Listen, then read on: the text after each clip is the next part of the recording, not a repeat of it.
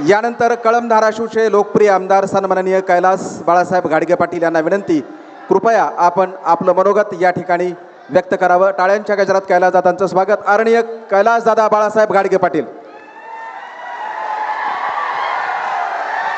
छत्रपती शिवाजी महाराज की जय भवानी।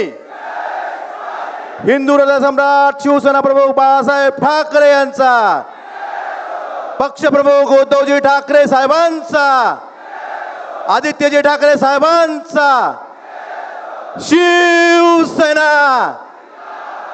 शिवसेना।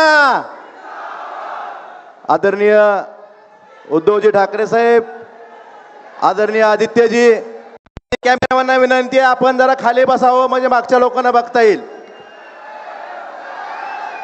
थोडं शांत राहून आदरणीय संजय राऊत साहेब, अनिल देसाई साहेब, विनायक राऊत साहेब, सर्व सन्मान्य मंडळी, साहेब मी जास्त बोलणार नाही साहेब, फक्त तुम्हाला एवढंच सांगतो, धाराशिव जिल्हा हा, या जिल्ह्यातले शिवसैनिक, या जिल्ह्यातल्या सर्वसामान्य जनता ही ठाकरे कुटुंब आणि मातोश्रीची एकनिष्ठ असलेली जनता आहे।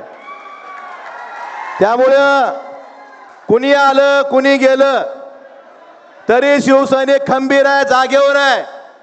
साहेब पाऊस होता, या धाराशिवमध्ये दुसरा हॉल मिळाला नाही आपल्याला, परंतु विनंती आहे की आपण किंवा आदित्य साहेब आम्ही शेतकऱ्यांसाठी 1-2 महिन्यात आंदोलन घेणार आहेत, त्या ठिकाणी धाराशिवला आपण यावं ही सर्व धाराशिवच्या जनतेच्या वतीने आपल्याला विनंती करतो। आणि साहेब एवढंच सांगतो की निष्ठा ही बोलून दाखवायची नसते साहेब, कृतीतून दाखवायची असते।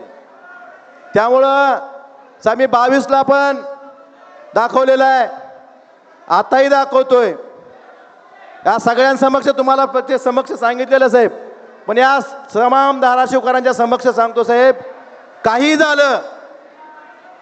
झालं तर उद्धव साहेबांची साथ सोडणार नाही।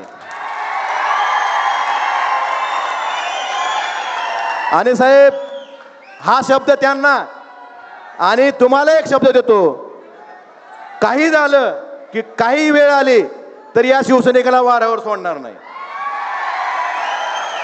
त्यामुळे साहेब मी जास्त आपला वेळ घेत नाही, आपलं राऊत साहेबांचं मनोगत ऐकण्यासाठी सगळे उत्सुक आहेत। फक्त मला एवढीच जाण आहे साहेब, माझ्यासारख्या सर्वसामान्य शेतकरी कुटुंबातल्या मुलाला फक्त शिवसेना या 4 अक्षरामुळं जिल्हा परिषद सदस्य 2 वेळा आमदारकी मिळाली, हे उपकार मी आयुष्यभर विकारणार नाही, शिवसैनिकाचे ना आपले। त्यामुळे मी कायम आपल्या सोबत आपल्या आशीर्वादाने इथून पुढच्या काळात काम करत राहील।